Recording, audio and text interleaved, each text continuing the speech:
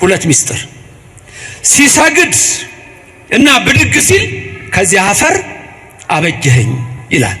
ተመልሶ ሲሰግድ ደግሞ አፈር ነህና ወደ አፈር ትመለሳለህ የሚለውን ያሳያል። ከዛ ሰግዶ እንደገና ሲቆም ዘላለም ሕያው ታደርገኛለህ ይላል። ክብርና ምስጋና ለእግዚአብሔር ይድረሰው። በኦርቶዶክስ ቤተክርስቲያን ዝም ብሎ የሚደረግ የለም። ይሄ መስቀል ያስኩት ሕገ ልቡና ነው።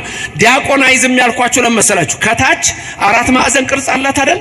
እሷ የታቦቱ ምሳሌ ናት። ለዚህ ነው ዲያቆን የማይዘው ታቦት መንካት ስለማይችል እችን አይዝም። አያችሁ? ከላይ ደግሞ ሕገ ወንጌሉ ነው፣ መስቀሉ ነው፣ ደሙ የፈሰሰበት ነው። ሁሉ ነገራችን እንዲህ ነው። ለምሳሌ ከታቦቱ ወንዶች በስተቀኝ ይቆማሉ፣ ሴቶች በስተግራ ይሆናሉ። ይሄ ደግሞ ምንድነው ምሳሌው? አራት ጥያቄዎችን መመለስ ይኖርባቸዋል። አራት ወሳኝ ጥያቄዎች። እነዚህ አራት ወሳኝ ጥያቄዎች ከባድ ናቸው። መጨረሻ ላይ ጥበብማ ደሙን አፍሶ የገዛን፣ ጥበብማ በደሙ የዋጀን፣ ጥበብማ በቀራንዮ አደባባይ ስለኛ እጆቹን የዘረጋው፣ አይሁድ የናቁት ቅዱስ ሚካኤል ዝም ያለው፣ ቅዱስ ገብርኤል ሰይፉን የመዘዘው፣ 13ቱን ሕማማተ መስቀል ታግሶ በቀራንዮ አደባባይ በአምስቱ ቅንዋት ተቸንክሮ የሾህ አክሊል ደፍቶ ጎኑ ተወግቶ በደሙ ፍሰት ያዳነው የአብ ልጅ የድንግል ልጅ ኢየሱስ ነው። ጥበብ የኛ ፈጣሪ የኛ አምላክ ለስም አጠራሩ ክብር ምስጋና ይግባው። የቤተ ክርስቲያን ትምህርት እናንተ ግሩም እኮ ነው። ፊደላችን ራሱ እኮ ሚስጥር ነው። ቆይ ሌላ ልንገራችሁ እንጂ ገና ጨምርላችኋለሁ። መንፈስ ቅዱስ በእኔም በእናንተ ይደር እና ታዲያ ሲኦል ለኦርቶዶክስ በፍጹም አትገባም። ሌሎች ይግቡባት። ራሱ ጌታ እንዳለ ማቴዎስ 7:21 ላይ ጌታ ሆይ ይሉኛል አላውቃችሁም። ያስደነግጣል። ጌታ ሆይ እያሉ አላውቃችሁም። ኧረ ይገርማል። እውር አብርተን አላውቃችሁም። ማቴዎስ 7:21 ለምጻም አንጽተን በስምህ አላውቃችሁም። ማን ነው ያን የሚያደርገው? የተዋህዶ ልጆች እግዚአብሔር የነገራችሁን ያዙ። ቆይ እስቲ እኔና እናንተ የፈለጋችሁትን ብትሉ የምንሄደው የት እንደሆነ ታውቃላችሁ? ድንግል ማርያም ያለችበት ነው የምንሄደው። መቼ ነው ስጋው ደግሞ የምትቀበሉት? መቼ? ቆይ አንድ ትንሽ የቀረች ነገር አለ ይላል። ምን ነው የሚቀርህ? ጻድቅ ሆናለሁ ብለህ ከሆነ ከዚህ በፊትም ነግሬያችኋለሁ፣ እስከምትሞቱ ድረስ ጻድቅ አትሆኑም። ቁርጣችሁን ወቁት። ወደዛ ጋር ሽማግሌዎች ቁጭ ብለው ብር ይዘው ይጫወታሉ። ሞላ ጎደለ ይጫወታሉ። ሽማግሌዎች እኮ ናቸው። ጊዮርጊስ እዛ አሁን ትምህርት እየተሰጠን ሞላ ጎደል በምን እንደሚጫወቱ ታውቃላችሁ? በሚመጣው መኪና የመጨረሻ ታርጋ ቁጥር። ይህ ሄላቱብ ነው። በዚህ ኦርቶዶክሳዊ ቻናል መዝሙር የሚጠብቀኝ አይተኛ፣ ስብከት፣ ቤተክርስቲያን የምታስተምራቸው 4 ጉባኤያት አሏት። የተለያዩ ክብረ በዓላትን በቀጥታ መከታተል ይችላሉ። ቻናላችንን ሰብስክራይብ በማድረግ አገልግሎቱን ያግዙ። በዚህች ዓመት ደግሞ ተዋት በሚል ኃይለ ቃል ይሆናል። አንድም እንኳ በዚህ ቅጽር የራሱን ወሬ የሚያወራ ሰው ከቶ አይሰማ። ምድርን ባያት ጊዜ እንድትንቀጠቀጥ ለሚያደርጋት ደሴቶችንም ለሚያቀልጠው ኃያልና ብርቱ አምላክ ከዚህ ሰዓት ጀምራችሁ ሁላችሁም ልቡናችሁን ለሰራዊት ጌታ ለእግዚአብሔር አስማርኩ። በዚህች ዓመት ደግሞ ተዋት። ቃሉ የመልአክ ነው። ንግግሩ ከእግዚአብሔር ነው። ወንጌሉን የጻፈው ከ4 ወንጌላውያን አንዱ የሆነው በገጸ ንቦሳ የሚመሰለው ጠቢቡ ቅዱስ ሉቃስ ነው። ምሳሌውን የነገረን ራሱ ባለቤቱ ኢየሱስ ክርስቶስ ነው። በልብ መታሰቡ በቃል መነገሩ ከፍ ከፍ ይበል። በሉቃስ ወንጌል ምዕራፍ 13 ላይ ከቁጥር 6 ጀምሮ እስከ 9 ያለ ቃል የምታውቁት ቃል ነው።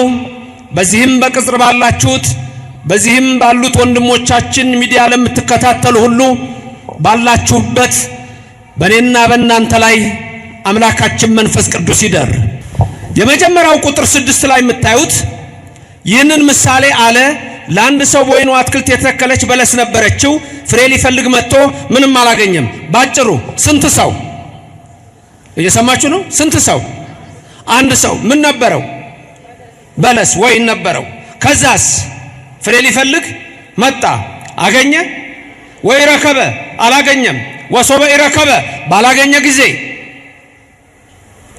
ቁጥር 7 በወይን አትክልት ሰራተኛውን እነሆ ከዚች በለስ ፍሬ ልፈልግ 3 ዓመት እየመጣሁ ምንም አላገኘሁም አለ። ስንት ዓመት እየመጣሁ? 3 ዓመት። ከዛስ አገኘሁ አለ?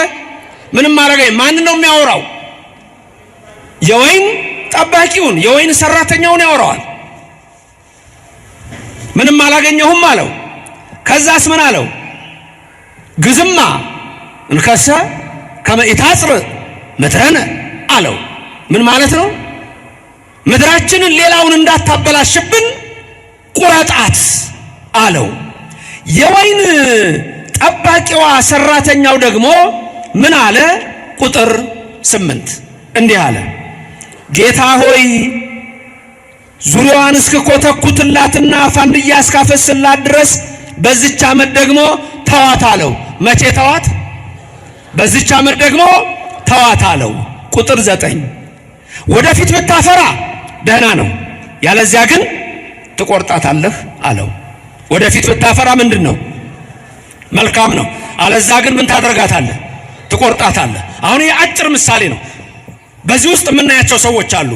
አንደኛ የወይን አትክልት ባለቤት ወይኗን የተከለ አንድ ሰው ምሳሌ ነው። ሁለተኛ ማንን ነው የምናገኘው? ወይኗን። ሶስተኛ ማን ነው የምናገኘው? የወይኗን ጠባቂ። እነዚህ ናቸው አይደል ዋናዎቹ። አንደኛ ማን ነው? የወይኗ ተካይ። ሁለተኛ የወይኗ ጠባቂ። ሶስተኛ ራሷ ወይኗ። ከዛዚህ ውስጥ የምናየው የወይኗ ባለቤት ስንት ጊዜ መጣ ፍሬ ሊፈልግ? 4 2 3 አገኘ? አላገኘም። ወኢረከበ አላገኘም። ወሶበ ኢረከበ ባላገኘ ጊዜ የወይን ጠባቂዋን ምን አለው? ምን አርጋት? ቁረጣት። ግዝማ እንከሰ ከመ ኢታጽብ ምድረነ ሌላውን ምድር እንዳታበላሽብን ቁረጣት። አራተኛ ጨመርን፣ ሌላውን ምን ምድር። ስለዚህ ስንት ነገሮች አያችሁ? ንገሩኝ። 1 የወይኗ ባለቤት በሉ። የወይኗ ተካይ ስንት ነው? አንደኛ። 2 ወይኗ ራሷ። 3ኛ የወይኗ ጠባቂ። 4ኛ ትቆረጥ። ለምን? ሌላውን ምን እንዳታደርግ እንዳታበላሽ። ከዛ ተቆረጠች እንዴ? አልተቆረጠችም። ለምን? የወይኗ ጠባቂ ምን አለ? በዚች ዓመት ተዋት አለ።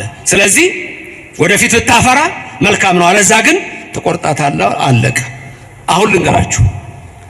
የወይኗ ባለቤት እግዚአብሔር፣ ወይኗ እኛ የሰው ልጅ፣ የወይኗ ጠባቂ ቅዱስ ሚካኤል መጋቢ ብሉይ ወይም መጋቢ ሐዲስ ቅዱስ ገብርኤል ወይም መላእክት ናቸው።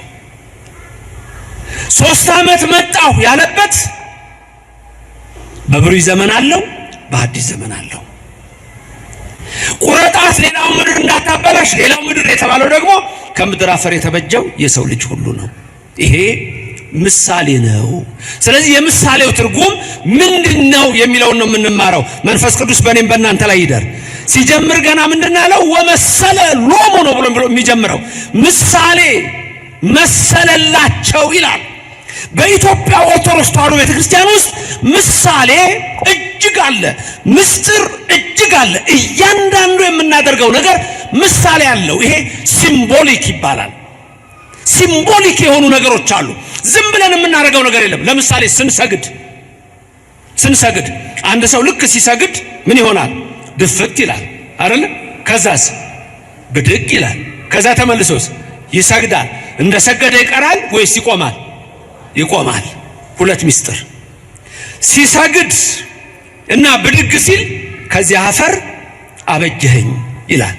ተመልሶ ሲሰግድ ደግሞ አፈር ነህና ወደ አፈር ትመለሳለህ የሚለውን ያሳያል። ከዛ ሰግዶ እንደገና ሲቆም ዘላለም ሕያው ታደርገኛለህ ይላል። ክብርና ምስጋና ለእግዚአብሔር ይድረሰው። በኦርቶዶክስ ቤተክርስቲያን ዝም ብሎ የሚደረግ የለም። ይሄን ከዚህ በፊት አስተምሬያችኋለሁ። መስቀል ብዙ ጊዜ ነግሬያችኋለሁ። ደጋግሜ የምነግራችሁ እንድታውቁት ነው። መስቀል ቄስ ነው የሚይዘው፣ ዲያቆን ነው የሚይዘው።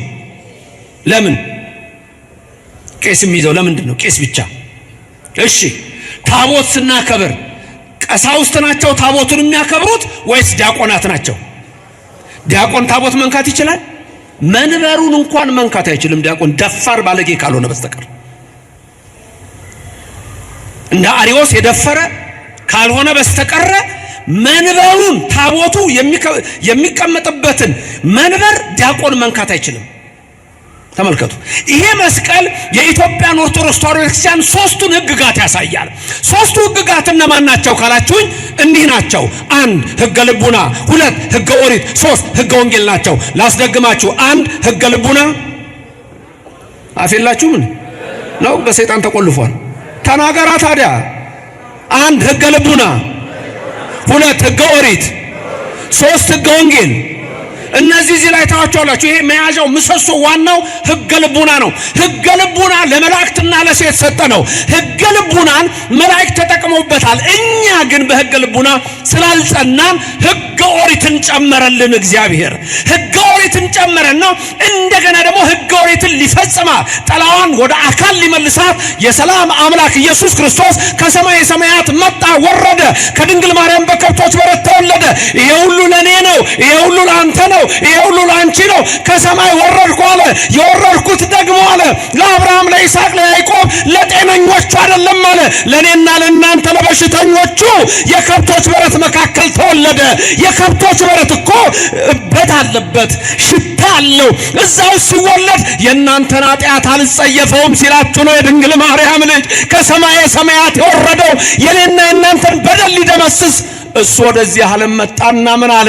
በማቴዎስ 5:17 ላይ እኔ የመጣሁት ሕግና ነቢያትን ለመሻር አይደለም ልፈጽማቸው ነው አለ። በኢትዮጵያ ኦርቶዶክስ ተዋሕዶ ቤተክርስቲያን ብቻ ሕግና ነቢያት ይነገራሉ።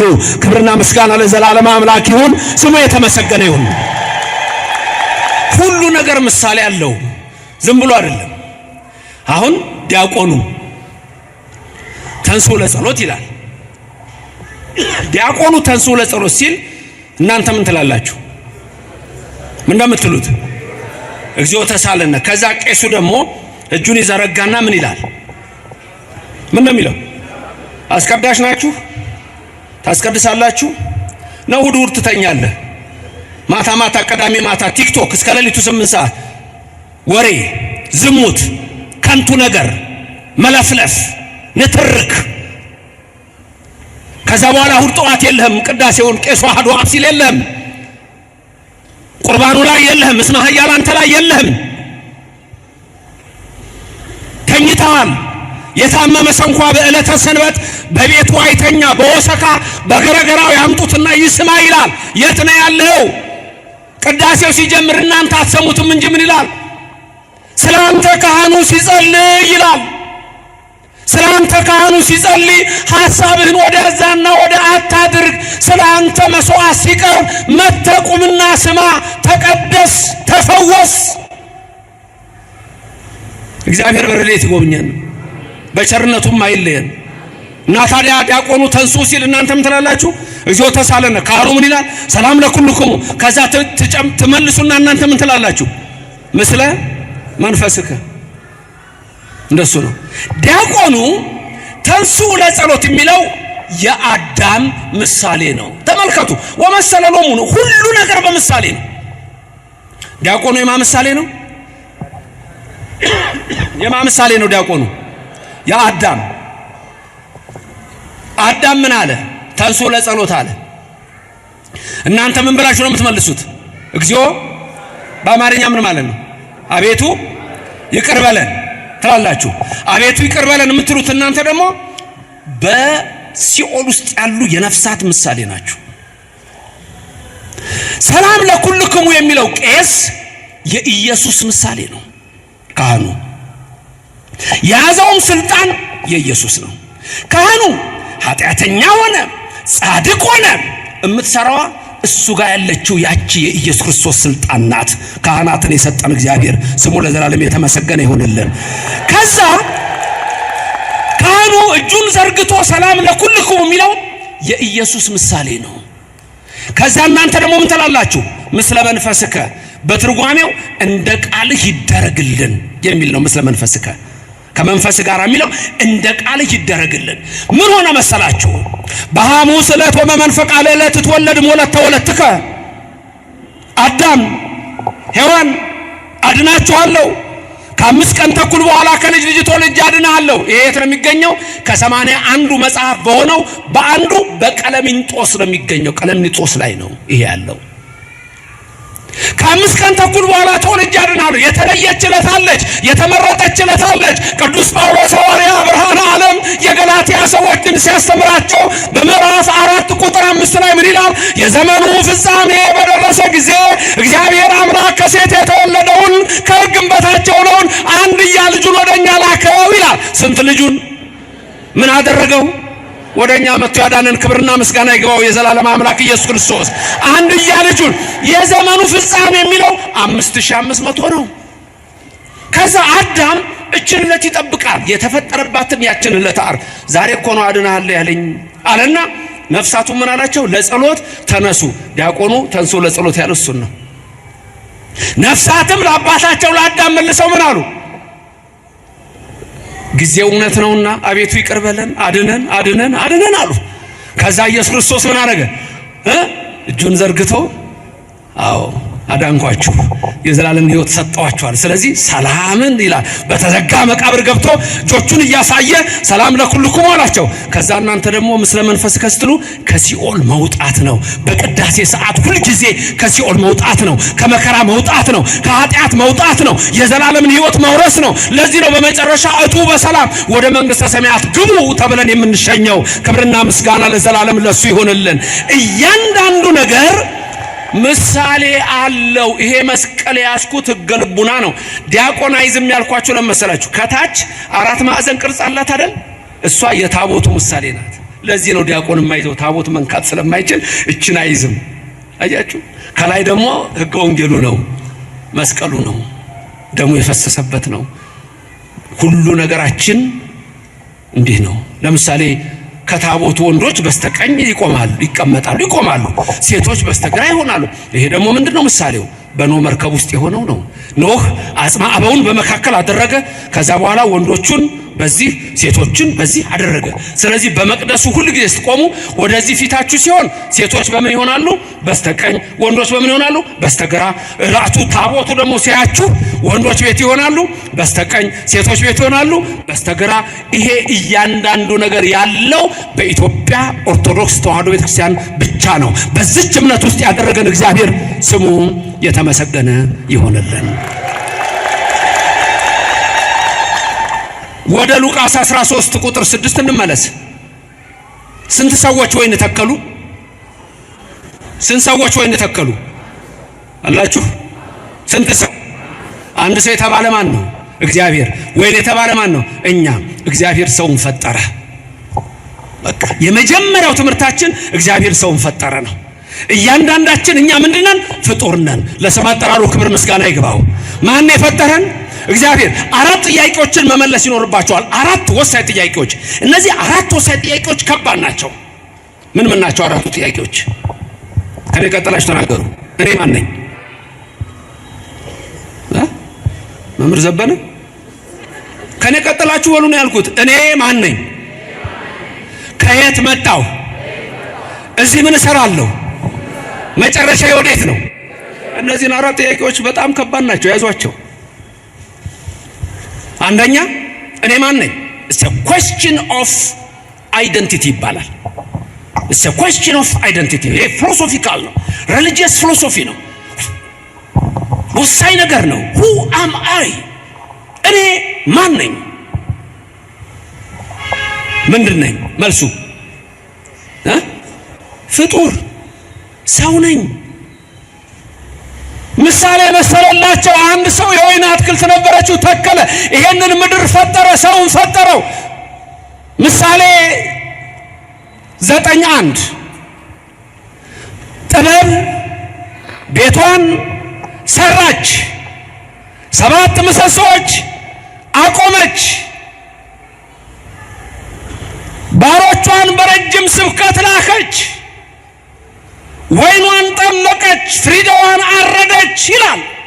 ጥበብ ቤቷን ሰራች። አንቺ አላት እግዚአብሔር አንቺ የሚባል አይደለም፣ ግን በእኛ ትምህርት አንተ አቡነ ወአንተ እምነ እንለዋለን። ተናገሩ። አንተ አቡነ ወአንተ እምነ። ምንድን ነው ያላችሁት? አንተ አባታችን ነህ፣ አንተ እናታችን ነህ። ሩህሩህ የሆነ እግዚአብሔር ለስም አጠራሩ ክብር ምስጋና ይግባው።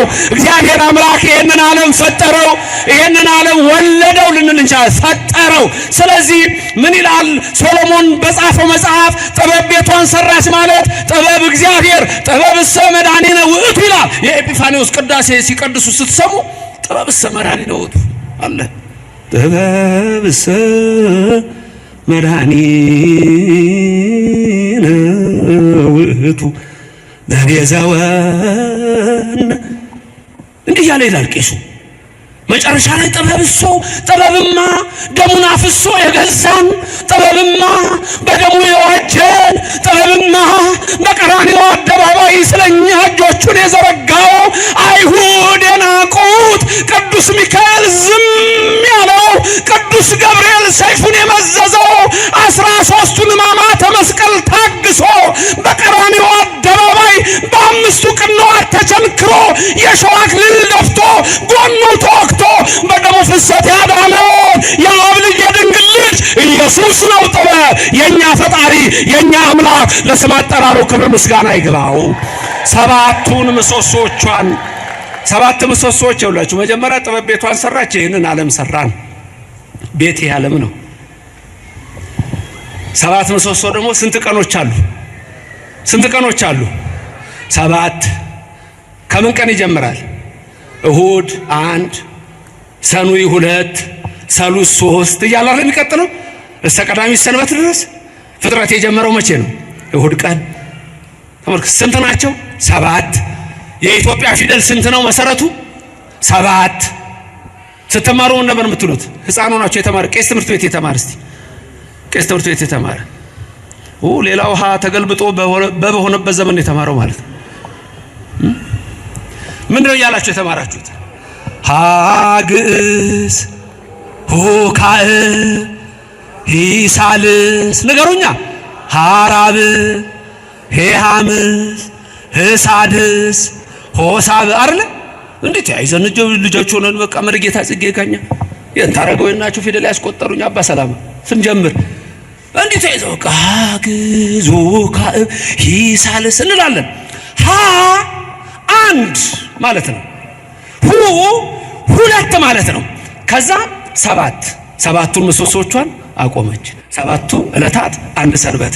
እነዚህ ዕለታት እየተቀያየሩ ወራት አውራህ ከዛ ወደ ዓመት ይሄዳሉ። የሚገርም ግን ልንገራችሁ፣ ፊደሉ ዲሲማል ፖይንት ሁሉ ልታወጡ ይችላላችሁ። ለምሳሌ ሀ 1 ነች፣ ሁ 1.2 ነች፣ ሂ 1.3፣ ሀ 1.4፣ ሄ 1.5፣ ህ 1.6፣ ሆ 1.7። ለስንት ነች? 2። ሉ 2.2፣ ሊ 2.3። እንዴ ቤተ ክርስቲያን ትምህርት እናንተ ግሩም እኮ ነው። ፊደላችን ራሱ እኮ ሚስጥር ነው። ቆይ ሌላ ልንገራችሁ እንጂ ገና ጨምርላችኋለሁ። መንፈስ ቅዱስ በእኔም በእናንተ ይደር። ሀ የማ ምሳሌ ነው? የአብ። ሀ የማ ምሳሌ ነው? የአብ። ሁ የማ ምሳሌ ነው? ቀጥሎ የወልድ። ትንሽ ከነገሯችሁ መሄድ እኮ ነው እናንተ። ሂ የማ ምሳሌ ነው? የመንፈስ ቅዱስ ሚስጥረ ሥላሴ። ሀ የአብ፣ ሁ የወልድ፣ ሂ የመንፈስ ቅዱስ። ሀ ራብ የሚስጥረ ሥጋዌ። ተመልከቱ፣ 7ቱ ሚስጥራት፣ 7ቱ ዕለታት። ሀ ራብ የሚስጥረ ሥጋዌ፣ ሄ የሚስጥረ ጥምቀት። ሚስጥራቱን አታውቁም ነው? አልተስማማችሁም? አልተስማሙም እንደ መምርዬ አልተስማሙኝም እነዚህ ሰዎች እየተስማሙ ነው እየነገርኩ ነው ለመምህራችሁ ሃይማ ምሳሌ ነው ንገሩኛ ያ ሁ ሂ ሃ ምስጥረ ስጋዌ ሄ ምስጥረ ጥምቀት ህ ምስጥረ ቁርባን ሆ ምስጥረ ትንሣኤ ሙታን ኦርቶዶክስና ተዋህዶችና ክርስትናቻ በእያንዳንዱ ነገር የፊደል ትምህርት ረቂቅ ነው በዚህ ቤተክርስቲያን ያደረገን ስሙ የተመሰገነ ይሁን ስለዚህ እግዚአብሔር ኢየሱስ ክርስቶስ ምን አለ አልፋ ወኦ እኔ ነኝ አለ አልፋ ኦሜጋ የግሪኩ ነው በእኛ አልፋ ወኦ ነው አልፋ አሌፍ ነው አሌፍ ከሱ በፊት ምንም ፊደል የለም ከአ በፊት ምንም ፊደል የለም ከአ በፊት ምንም ፊደል የለም አልፋ እኔ ነኝ ከኦ በኋላ ምንም ፊደል የለም አልፋና ኦሜጋ እኔ ነኝ ዓለማትን የፈጠርኩ እኔ ነኝ ሰማያትን የዘረጋሁ እኔ ነኝ ምድርን በውኃ ያጸናሁ እኔ ነኝ ሰማያቱን ሰማያት የሰራሁ እኔ ነኝ የሰው ልጅ የፈጠርኩ እኔ ነኝ ከሱ ውጪ ፈጣሪ የለም ምን ይመስላል ከምናመልክ የዚህ ዓለም ጣዖታት የዚህ ዓለም መሪዎች አንድ ብርጭቆ ማምጣት አይችሉም የኔና የናንተ አምላክ የሰራዊት ጌታ ኢየሱስ ክርስቶስ ሰማይን የዘረጋው ነው ምድርን የመሰረተው ነው አሕዛብን ሁሉ በገንቦ ውስጥ እንዳለ ትንሽ ጠብታ በሚዛን እንዳለ ትንሽ ትቢያ የሚያይ የኔና የናንተ አምላክ ስሙ እግዚአብሔር ነው ለዘላለም የተመሰገነ ይሁንልን ስም አጠራሩ ክብር ምስጋና ይግባው አልፋው አራት ጥያቄዎች አንደኛ የሉም እነዚህ ሰዎች የሉም አንደኛ እኔ ሁለተኛ ከየት የመጀመሪያው question of identity ይባላል ሁለተኛው ከየት መጣው ደግሞ question of origin ይባላል መነሻ ሶስተኛው እዚህ ምን እየሰራሁ ነው question of purpose ነው ምንድነው ማረጋው እዚህ ምንድነው purpose ጫት መቃም ሲጋራ ማጨስ መስከር መጠጣት መነታረክ መጣላት ርኩሰት ጣዖት አድመኝነት ሴረኝነት ከንቱ ስራ ምንድነው የምትሰራው እዚህ ወይስ ፍሬ ማፍራት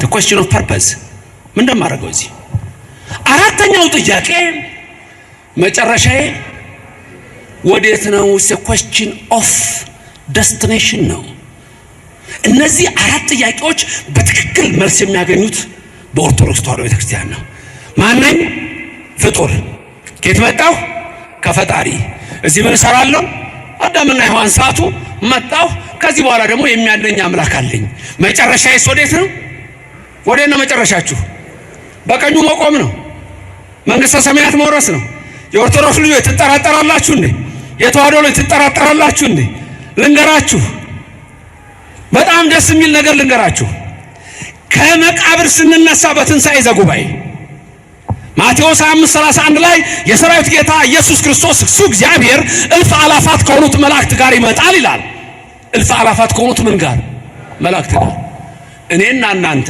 በትንሣኤ ዘጉባኤ እጃችንን ይዞ የሚያነሳ አንድ መልአክ እንዳለ ታውቃላችሁ ስሙ ማን ነው እሱ መልአክ ስሙ ማን ነው አረ ትንቢተ ዳንኤል ምዕራፍ 12 ተመልከቱ በዛ ሰዓት ይላል ዳንኤል ሲናገረው በዛ ሰዓት ነው ሙታን ሁሉ ይነሳሉ ትንሣኤ ዘጉባኤ ይሆናል እኩሌቶቹ ለዘላለም እረፍት ነው የሚነሱት እኩሌቶቹ ግን ለዘላለም እፍረት ነው የሚነሱት እኩሌቶቹ የሚነሱት ለሕይወት ነው እኩሌቶቹ የሚነሱት ለሞት ነው እኩሌቶቹ የሚነሱት ለሐሴት ነው እኩሌቶቹ የሚነሱት ግን ለሐዘን ነው ወየው ይላሉ ያዕቆብ ዘስሩግ የዛን ጊዜ ወየው ይላሉ እናት የሴት ልጇን ድምጽ የማትሰማበት ሰዓት ይላል ያዕቆብ ያ ደግሞ ዳንኤል ዘካርያስ ሲነግረን በትንቢቱ ምዕራፍ 14 ላይ አዎ የሰራዊት ጌታ እግዚአብሔር ይመጣል የሰራዊት ጌታ እግዚአብሔር ሲመጣ እግሮቹ ወደ ደብረ ዘይት ተራራ ይረግጣል ነው የደብረ ዘይት ተራራ ያረገበት ነው የደብረ ዘይት ተራራ የኖረበት ነው የደብረ ዘይት ተራራ ሲያርግ ነው ሐዋርያቱ ያዩት ይሄ ወደ ላይ ሲወጣ ያያችሁት ተመልሶ እንደገና ለፍርድ ይመጣል አለ ነብዩ ዘካርያስ ክርስቶስም ተናገረ። የኢየሱስ ክርስቶስ እግሮች በደብረ ዘይት ተራራ ሲረግጡ የደብረ ዘይት ተራራ ለሁለት ይሰነጠቃል፣ አንድ ወደ ምስራቅ አንድ ወደ ምዕራብ። ያ ሰዓት አስጨናቂ ይሆናል አለ። ታዲያ ዳንኤል ምን አለ? የተዋሕዶ ልጆች ኦርቶዶክስ ልጆች በዛ ሰዓት አለ መልአኩ ሚካኤል ይመጣል፣ እጆቻቸውን ይዞ ያነሳቸዋል። ክብርና ምስጋና ለእግዚአብሔር ይድረሰው፣ ስሙ የተመሰገነ ይሁን። እና ታዲያ ሲኦል ለኦርቶዶክስ በፍጹም አትገባም፣ ሌሎች ይግቡባት። ራሱ ጌታ እንዳለ ማቴዎስ 7:21 ላይ ጌታ ሆይ ይሉኛል አላውቃችሁም። ያስደነግጣል። ጌታ ሆይ እያሉ አላውቃችሁም። ኧረ ይገርማል። እውር አብርተን አላውቃችሁም። ማቴዎስ 7:21 ለምጻም አንጽተን በስምህ አላውቃችሁም። ማን ነው ያን የሚያደርገው? የተዋሕዶ ልጆች እግዚአብሔር የነገራችሁን ያዙ። ቆይ እስቲ እኔና እናንተ የፈለጋችሁትን ብትሉ የምንሄደው የት እንደሆነ ታውቃላችሁ? ድንግል ማርያም ያለችበት ነው የምንሄደው። ክብርና ምስጋና ይግባው እግዚአብሔር። ድንግል ማርያም ያለችበት እንሄዳለን። ስሟን ጠርተህ የትም አትወድቅም። ግድ የለም። ሚካኤል ምን ይላል መሰለ? በዚች ዓመት ተዋት፣ በዚች ዓመት የንስሐ ሕይወት ለሁላችን። በንስሐ ሕይወት ውስጥ ያለ ሰው ሲኦልን አያትም። ያ ነው የኔና የናንተ ተስፋ፣ የኔና የናንተ ተስፋ። የንስሐ እንባ ይቅር በለኝ። ሰዎች ነን፣ እንቆሽሻለን። ልብሳችን እኮ አሁን ካልታጠበ ይቆሻል፣ ቆሾ ይታጠባል። እኔና እናንተንም በንስሐ ሕይወት የሚያጥብ እግዚአብሔር ከኔና ከናንተ ጋር ይሁን። አንድ ሰው ነበረ፣ የወይን አትክልት ተከለ፣ ሰውን ፈጠረ፣ ጠባቂ ያደረገ። መጋቤ ብሉይ ሚካኤል ነው። 3 ጊዜ መጣሁ አለ። በዘመነ መሳፍንት፣ በዘመነ ነገሥት፣ በዘመነ ካህናት ነው በብሉይ ዘመን። በዘመነ መሳፍንት መጣሁ ፍሬ ለፈርግ በለሰ ይቤ ቤተ እስራኤል ሙንቱ፣ ፍሬ አልተገኘባትም እስራኤል።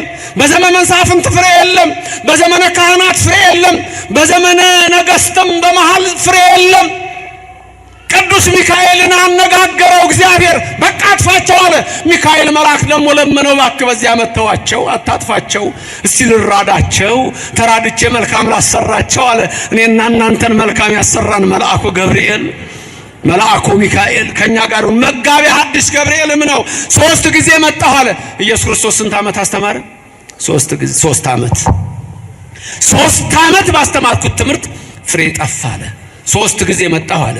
በልጅነታችሁ ይመጣል እግዚአብሔር፣ ሕፃንነት፣ በውርዝውና ይመጣል፣ በወጣትነት፣ በእርግና ይመጣል፣ በሽምግልና።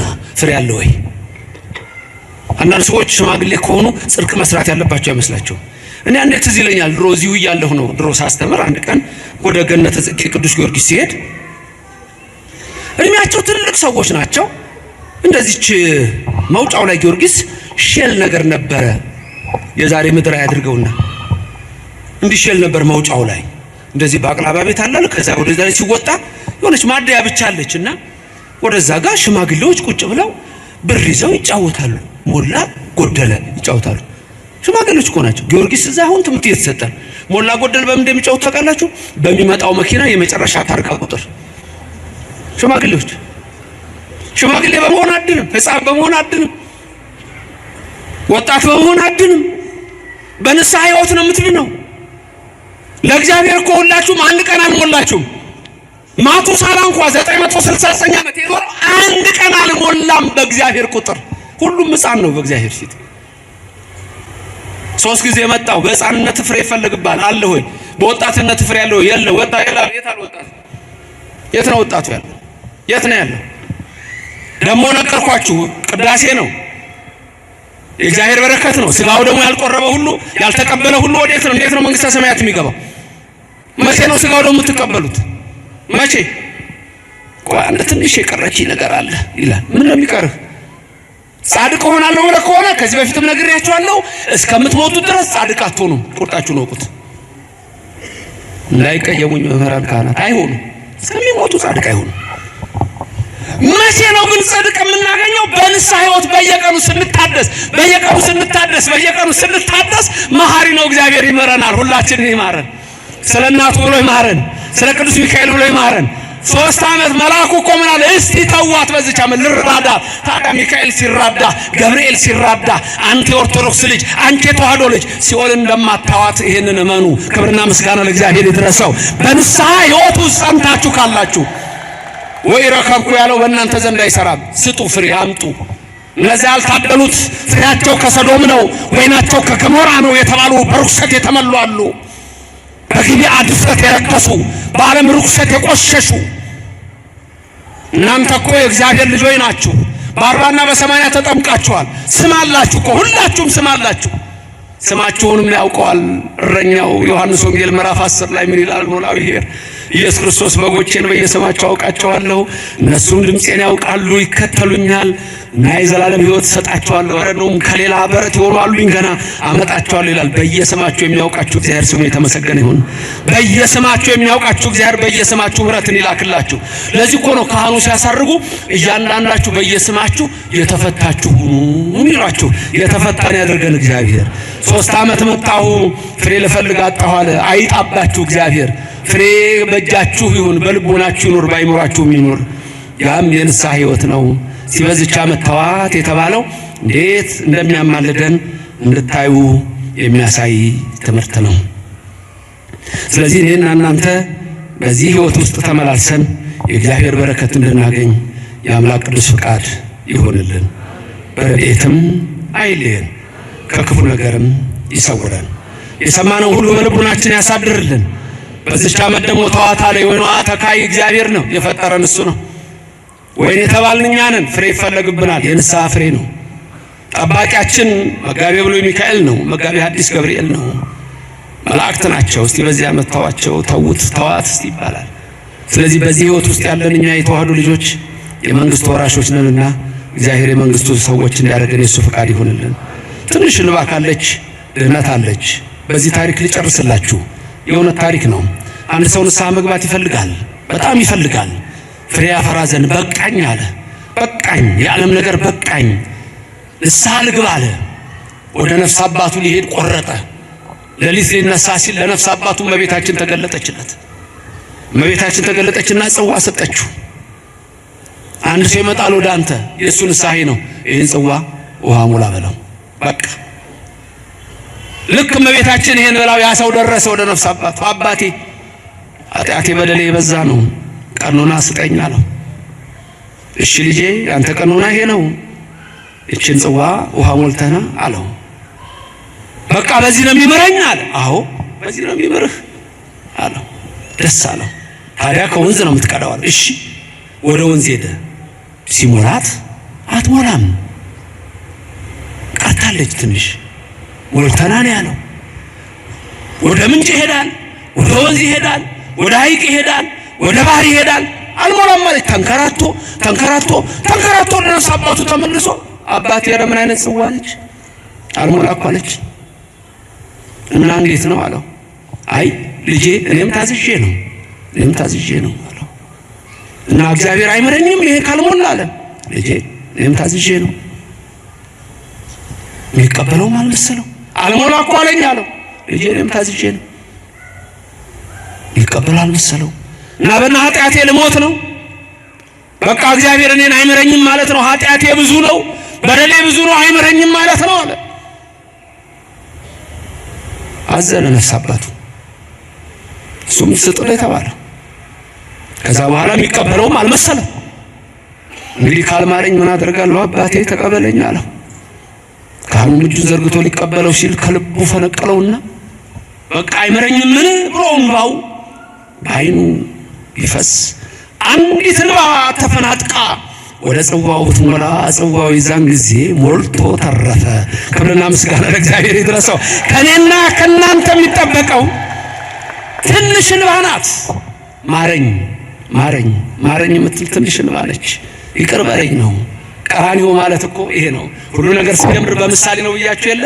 የመጨረሻ እግዚኦታ ስንቴ እንደሚባል በሱ ልጨርስ። ማረኝ ነው አይደል? እግዚኦ እግዚኦ እግዚኦ እግዚኦ እግዚኦ ባህርነ ክርስቶስ አይደል?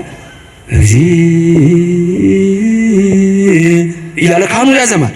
ስንት ጊዜ ነው በአብይ ዜማ መጀመሪያ የሚያዘመው ካህኑ? እናንተ የምትቀበሉት ስንት ጊዜ ነው? ቄሱ ስንት ያዘማል?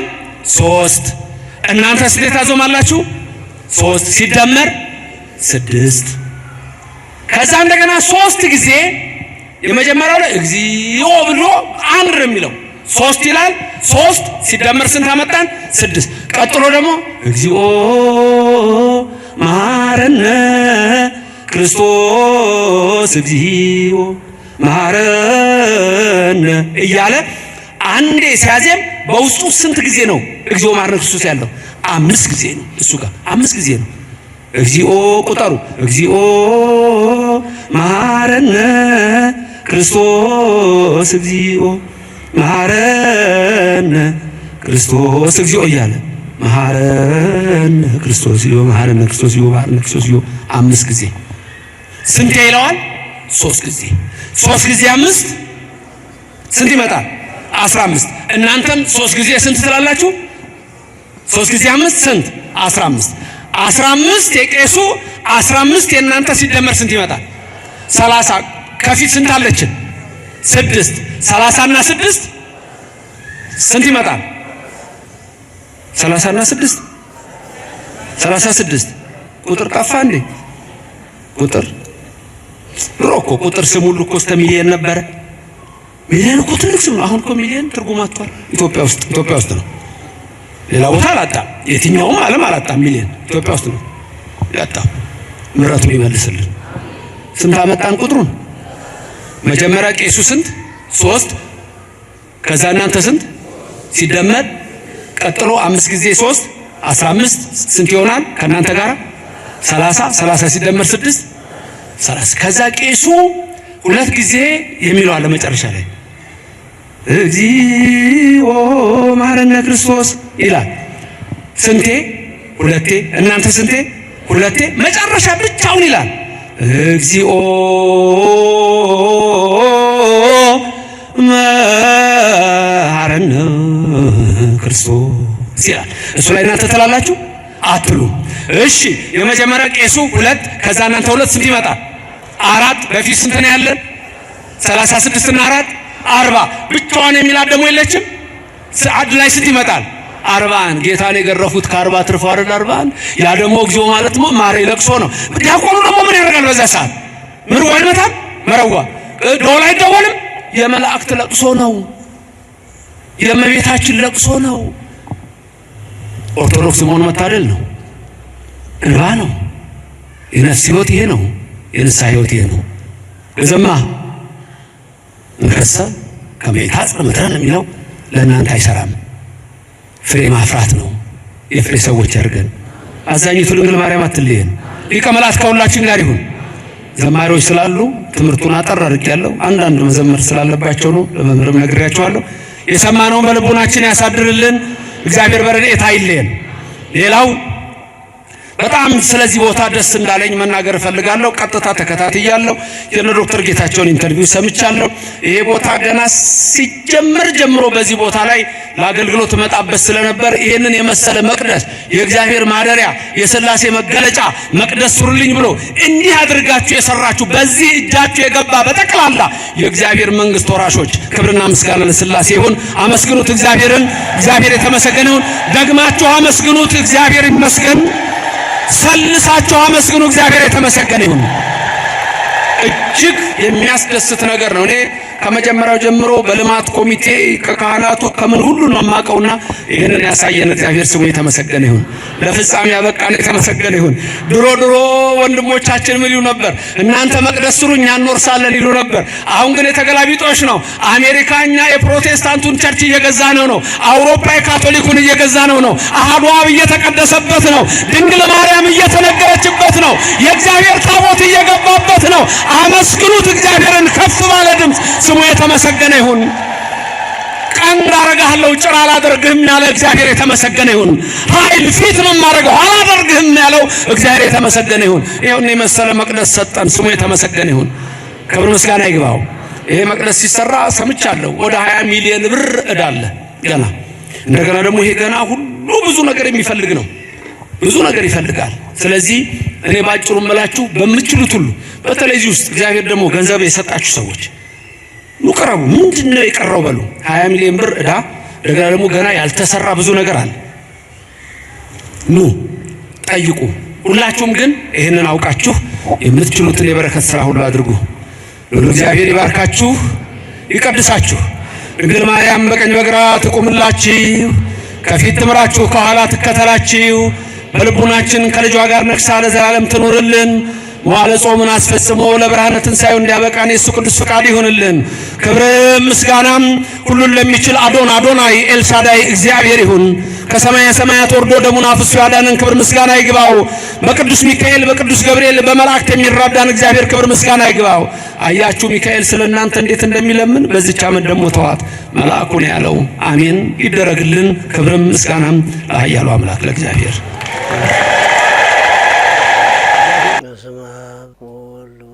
ቅዱስ አሐዱ አምላክ። ይህ ሄላቱብ ነው። በዚህ ኦርቶዶክሳዊ ቻናል መዝሙር የሚጠብቀኝ አይተኛ፣ ስብከት፣ ቤተክርስቲያን የምታስተምራቸው 4 ጉባኤያት አሏት። የተለያዩ ክብረ በዓላትን በቀጥታ መከታተል ይችላሉ።